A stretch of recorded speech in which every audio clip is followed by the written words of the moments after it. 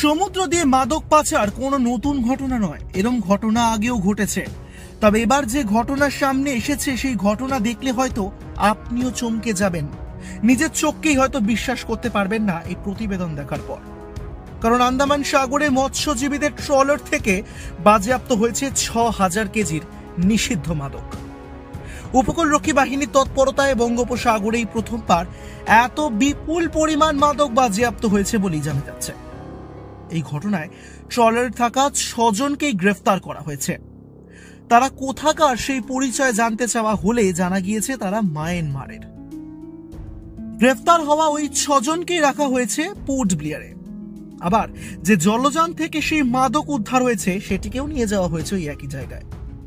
জানানো হয়েছে নিয়ম মাফিক টহলদারি চালানো হচ্ছিল উপকূলরক্ষী বাহিনীর তরফে। সেই সময় বারেন দ্বীপের কাছেই মৎস্যজীবীদের একটি ট্রলার দেখে সন্দেহ হয় তাদের কিছু একটা সমস্যা রয়েছে, সবটা বোধহয় ঠিকঠাক হচ্ছে না। পোর্ট ব্লেয়ার থেকে ১৫০ কিলোমিটার দূরে এই বারেন দ্বীপ, সেখানেই সেই ট্রলারে এবার অভিযান চালান তারা। তল্লাশি হয়, আর সেই তল্লাশির পর যা সামনে উঠে আসে সেটা দেখে হয়তো চোখ কপালে ওঠার জোগাড় হয়েছিল আধিকারিকদের। সেই সময় উদ্ধার হয়েছে বিপুল পরিমাণ মাদক, যার বাজার মূল্য কোটি কোটি টাকা। জানা গিয়েছে ২ কেজি করে ওজনের ৩,০০০ প্যাকেট মেথাফেটামাইন মাদক বাজেয়াপ্ত করা হয়েছে আন্তর্জাতিক বাজারে, যার বাজার মূল্য কোটি কোটি টাকা। পরবর্তী তদন্তের জন্য সেই মাদক বহনকারী ট্রলারটিকে নিয়ে যাওয়া হয়েছিল পোর্ট ব্লেয়ারে। গ্রেফতার হওয়া অভিযুক্তদের কাছ থেকে জানার চেষ্টা চলছিল যে ঠিক কোথা থেকে সেই মাদক আনা হয়েছে, কোথায় সেই মাদক পাচার করার পরিকল্পনা ছিল, ঠিক কি ছিল তাদের অপারেশন।